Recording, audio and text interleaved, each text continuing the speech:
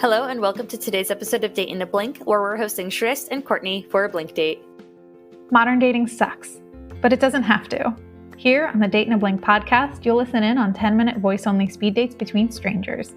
The experience is designed to move people beyond mindless swiping and marathon messaging. Our position on online dating? It's time to stop collecting pen pals and start, going on actual dates. Online dating? That actually involves dating? Is that even a thing anymore? But for real, dating should be fun. We hope listening in inspires y'all to try new ways of meeting people.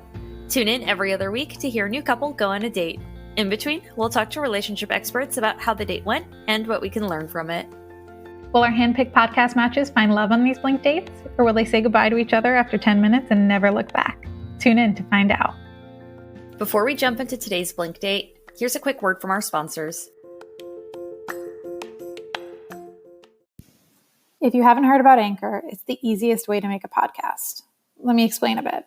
It's totally free, and Anchor will distribute the podcast for you so it can be heard on Spotify, Apple Podcasts, and lots of other podcasting platforms.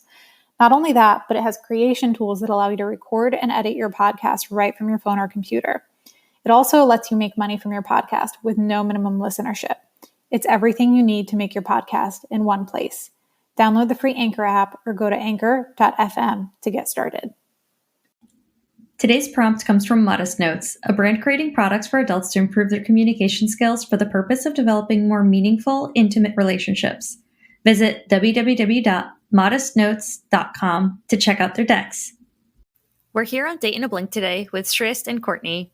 I'm going to let you two dive in, but in case it's helpful to get the conversation started, I'm going to leave you with this question. Are you typically drawn to the villain or the hero in TV shows and movies? And if so, what is one of your favorite characters? Okay, well, hi Shresth, first of all. I feel like I'm typically drawn to the hero, not so much the villain. But to be honest, I don't actually watch that much TV. What about you? What about books or other materials? I listen to a lot of podcasts. Okay. And when it comes to books, I only really read books for uni, I guess. All right, yeah. Fair enough. Hello, Courtney. I'm a bit of a mixed person. I don't mind understanding both perspectives because I like to look at what's the modus operandi of each person and why they are that way. So I prefer to look at the heroes first, but then also look at the villains, for an example. So you'd have seen the Joker that would have been going around, but they sort of tried to humanize him in the latest movie, if that makes sense. Okay, And that really attracted a lot of audiences that, there is this whole side to why the Joker is the Joker. So I prefer to understand the character and why they are and how they operate. Yeah, no, I like that perspective. Who would you say is one of your favorite characters? That's a tough one. Or a favorite movie of yours? A favorite movie of mine would be Fight Club. Okay, no, I haven't seen it. Interesting. Okay. Have you read the book? No, I've heard of it, but I haven't seen it. All right, I'd recommend the book first, then the movie. Okay, all right, very interesting. I think with a lot of things, the book is usually better. Yes and no. Sometimes there's a novelization of books that also occur. So it's very interesting how much is left out in movies, and then they try and capture that in a book rather than that being the source material. Yeah, okay. Very interesting. All right. What is your favorite character or favorite book that you've read? I like a lot of Nicholas Sparks. Fair enough. Yeah. For movies, though, one of my favorites would be Me Before You. Oh, really? Yeah. Right. Really is that because of Emilia Clarke or? No, I just really love the movie in general. Yeah, I love that movie. Also, Dear John is one of my favorites. Yeah, I guess you can tell I haven't seen that one. So could you please repeat that? I guess you could say I like a lot of sad movies. They're not sad. they're definitely real. Like Me Yeah. Before You is a very, it could happen to anyone kind of story. Yeah, definitely. I haven't seen or read Dear John, so I would not know what that's about. But I am aware it's got Channing Tatum in it, and yeah, it does. Yeah. the other girl, but yeah, can't remember. Yeah, no, it's a good movie. Fair enough. Yes. So what do you do? Are you studying? Are you working full time? I am working full time as a quality assurance engineer. So I work on prototypes of hardware and software. Oh, wow. And what does that actually involve, if you don't mind me asking? Nope, that's all right. So I'd give you a wonderful example to help transition it a bit easier. Imagine any device that you have, it's running some sort of code, and to make sure all of that code is up to scratch and it's doing what it has to do, whether it's the hardware or the software. So your iPhone may have gone through 6 months of development that no one really gets to know, but I, being on the cycle, would know what it goes through. So that's my job. Oh, wow. Very interesting. That's Yeah. cool. I hear you're in university. Is that a correct assumption? Yeah. So I'm doing this is my 5th year study. I'm doing my honours in psychology. And I'm working as a disability support worker. Oh, wow. That's impressive. Yeah, it's rewarding. I enjoy it. I really love my job, but I've only been doing that for just over a year now. But yeah, I really, really love it. You get to know clients really well, their families. It's a great job. What's the toughest thing about your job, if you don't mind me asking? I would say it can be quite emotionally taxing, and no matter what mood you're in for that day or what's happening, outside of work, I like to ensure that I'm being 100% present with my clients and giving them all my energy and focused time.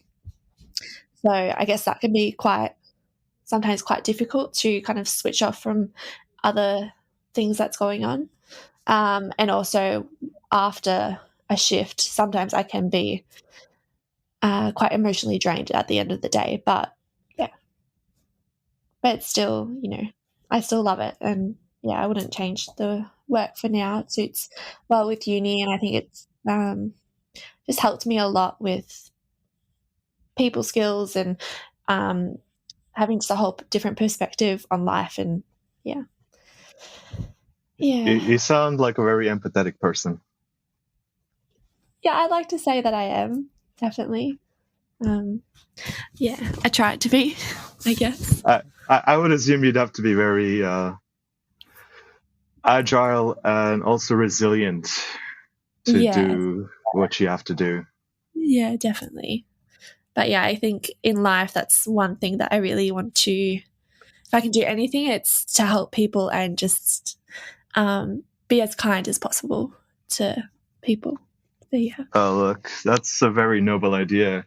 It's, I think, I know people say nice, you can't be too nice, or being nice is too overrated, but the world is getting a bit dark and cold. So it's nice to see that.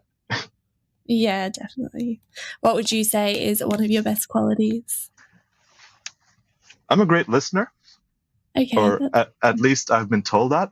I would not know if I agree to it or not, but I do like to listen with the intent of just listening, not with an intent to response. Okay. No, that's good. Because when someone's trying to express themselves, there's definitely emotions, objectives, ideas. There's a whole thought process that's involved, and I like to try and understand that. Yeah. And a good pickup you would have just seen now is when you were talking about your job, I could sense that whole empathy side to you. Yeah. And pick that up immediately and then tell you about it. So that's sort of the person, or at least one of the best qualities people say I have. Yeah, I think that's a really good quality to have, definitely. The other I'd say is effective communication. Yeah. Not a lot of people can say what's in their head. Yes, there's a limit to how much we process. No one is brutally honest with streams of consciousness, but sometimes you do have to work very quickly in your head to respond to a question. Yeah. Yeah, I agree. That's true. And what's something maybe that you're wanting to work on or improve? I sort of have, I mean, we all have baggage, let's be real. Yeah. But and I am in therapy for that, so I'll be very upfront on that. But I think I sort of get in the path of my own happiness. Yeah. So putting myself last, and I put everyone else up first. So that's something that I've been working on recently. No, that's good. That's something that's very important to work on. Definitely.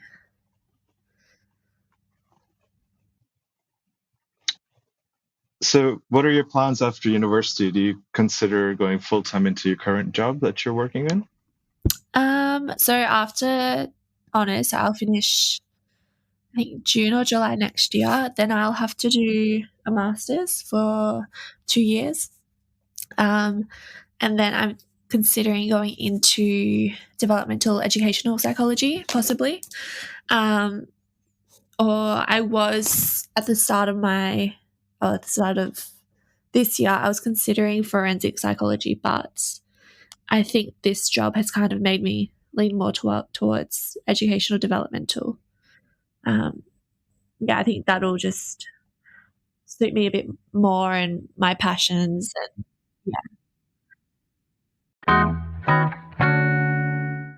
At this point in the date, I jumped in to let them know that their date had ended and let them say their farewells. Shresth and Courtney started off on very different pages, literally. Courtney seemed a bit more into sentimental and romantic genres, whereas Shresth has an interest in transgressional fiction. The two had a really great ebb and flow, where they asked each other questions and answered in earnest. I was really taken aback when Shresth commented on Courtney's empathetic nature, and I'll be honest, laughed a little when he said his best quality, as he's been told by others, is how well he listens. The exchange was a little on the nose, but in the best possible of ways. Do you think Courtney and Shresth will continue sharing stories? Listen in on next week's episode, where we'll chat with an expert about the date and reveal how their story unravels. That's all we've got for you today. Shoot us a message on Instagram, Twitter, or Facebook at The Blink Date or at Date in a Blink to let us know what you think. If you want to try voice-first speed dating from the comfort of your home, download the Blink Date app today. You can also sign up to participate in Date in a Blink by visiting our website at www.theblinkdate.com. In the meantime, thanks for joining us for this episode. We hope you enjoyed listening and look forward to talking with you again next time.